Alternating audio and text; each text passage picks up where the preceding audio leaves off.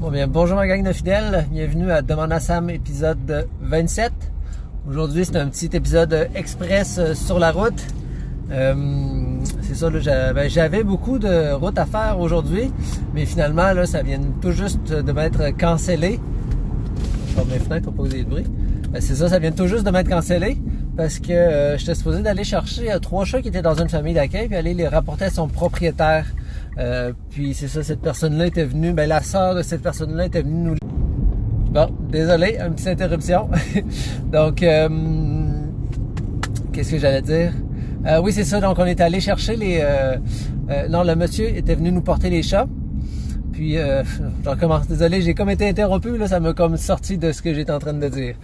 C'est ça, c'est que la sœur de la personne était venue nous porter les chats parce que le monsieur ne pouvait plus s'en occuper. Puis là, le monsieur, là, il a pu revenir s'en occuper. Donc, il nous a appelé il y a peut-être 1 mois et demi disant qu'il allait récupérer ses chats, mais qu'il n'y avait pas tout de suite de l'argent. Et là, ça fait 1 mois et demi qu'il nous dit qu'il vient les chercher, qu'il vient pas, qu'il vient les chercher, qu'il vient pas, qu'il vient les chercher, qu'il vient pas. Donc là, c'était supposé d'être la journée aujourd'hui et encore juste quand je partais, il a dit qu'il pouvait pas les prendre. Donc là, j'ai dit, regardez monsieur, là, ça fait plus de 2 mois que vous nous niaisez, là. Donc, je dis, on va mettre vos petits minous là, à l'adoption. Là, on va leur trouver des bonnes petites familles.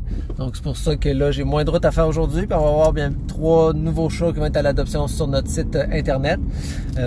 Ça aurait été quand même plaisant là, que le monsieur puisse les reprendre.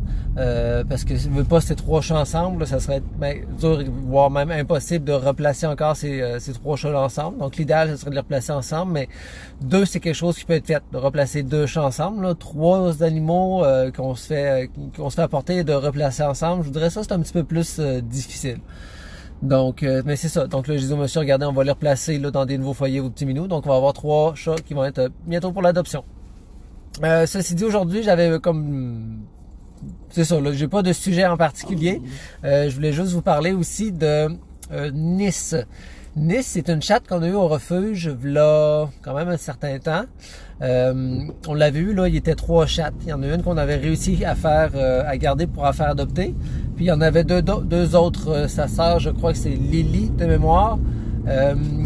Qui eux autres là, ils étaient vraiment craintifs. Puis c'est le refuge, Louise du refuge Les Abîmés qui les avait pris parce que Louise fait un travail exceptionnel là, de reprendre des chats qui sont des fois un petit peu plus soit craintifs ou qui ont besoin de chirurgie ou de soins particuliers, elle les soigne puis ensuite les refaire adopter. Et souvent des fois là même qu'elle va c'est pas elle qui fait souvent les adoptions, elle va plus passer par d'autres refuges pour que les autres refuges les fassent adopter. Je vous conseille d'aller voir sa page là, Facebook là, Les Abîmés, elle fait vraiment un travail exceptionnel. Puis c'est ça, là, il y a Nice qui était une chatte qu'elle avait pris, que le refuge là, lui avait transféré. Puis là, elle a dû la faire opérer d'urgence parce qu'elle avait vu qu'elle commençait à avoir des saignements, justement là au niveau de la vulve. Puis, c'est ça, elle a dû la rentrer. Puis, comme c'est le COVID et que on peut pas avoir juste des examens normaux et tout. En tout cas, Louise avec ses vétérinaires, là, ça a été comme mesure d'urgence avec beaucoup de frais. Donc, finalement, c'est qu'elle avait un problème avec son utérus. Puis, ils ont dû lui enlever, là, je crois, une partie ou au complet, là, je le sais pas. Honnêtement, Louise me l'a dit, mais j'ai pas tout retenu parce qu'il y avait comme beaucoup de choses et dans des termes que je ne comprenais juste pas. Mais je sais qu'il y a eu des problèmes avec son utérus, qu'elle avait beaucoup de saignements. Puis Louise, elle avait vu, là, dans les derniers jours, là, qu'elle était plus, qu'elle avait un petit peu plus de misère, là, qu'elle bougeait moins, qu'elle dormait plus. Puis là, elle est revenue à la maison, il y a quelques temps, là, chez Louise, puis là, elle va vraiment de mieux en mieux. Mais c'est ça, c'est que tout ça a coûté vraiment cher parce qu'en plus, ça faisait de la tachycardie. Je pense qu'elle avait un souffle au cœur. Ils ont dû faire d'autres tests. Donc, ça a coûté quasiment 1000 $ là, pour sauver cette petite chatte-là qui est Nice. Donc, quand je vais être de retour à la maison, je vais mettre un lien ou je vais peut-être faire une publication là pour s'il y en a qui veulent justement aider Louise là à couvrir les frais parce que là, ça lui a coûté cher pour justement sauver Nice. Donc, ça serait quelque chose là, qui pourrait être... qui donne un petit coup de main à Louise parce que éventuellement je vais vouloir vous présenter un petit peu plus qu'est-ce qu'elle fait comme travail Louise parce qu'elle fait vraiment quelque chose de, comme je disais tantôt, là, d'exceptionnel. Une autre chose aussi que je voulais vous parler, je suis en train de regarder aussi pour... Là, je sais pas si... je suis encore en réflexion, ok, je vais vous dire.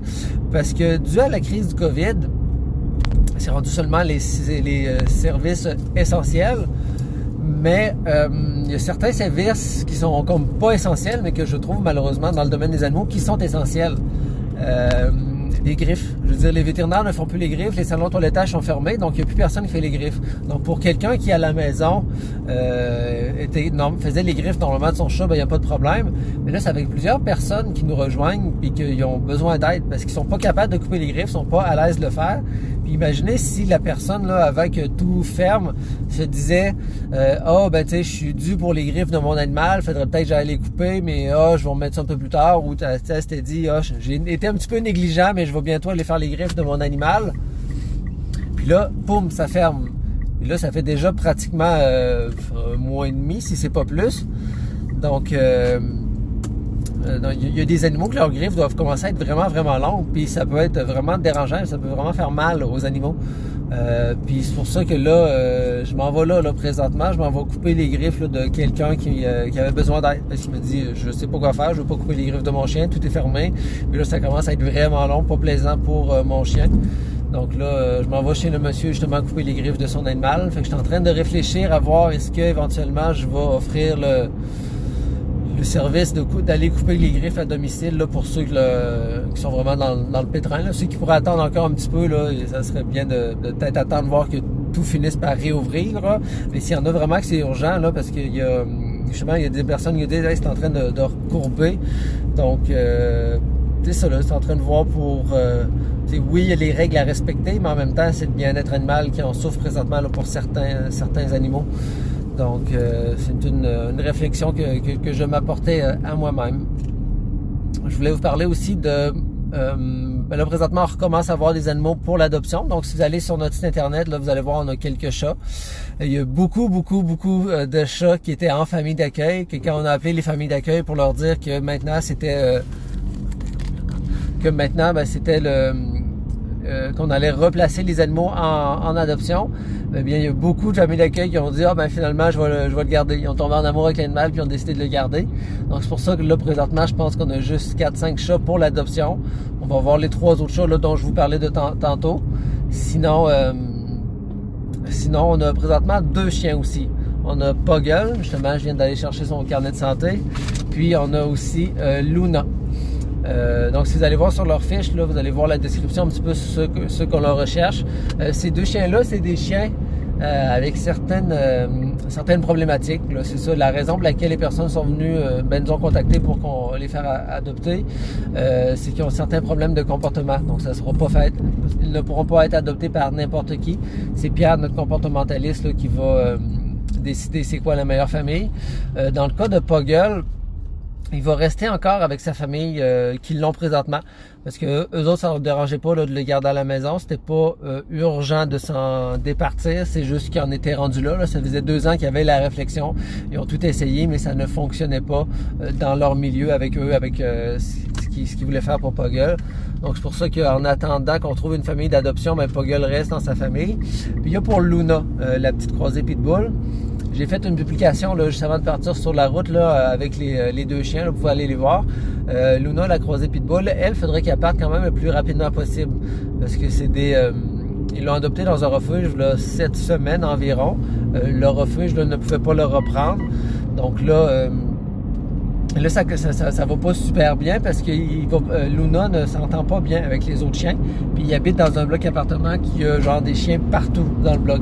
Donc c'est vraiment en train comme de rempirer. C'est pour ça que Luna, on cherche à la faire adopter.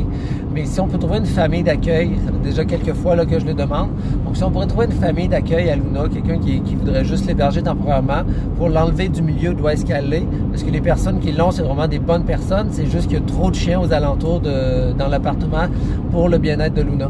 Donc, si jamais il y a des personnes là, qui seraient prêtes à être famille d'accueil, vous pouvez nous contacter là, par courriel ou en allant voir sur notre site Internet comment est-ce qu'on pourrait fonctionner.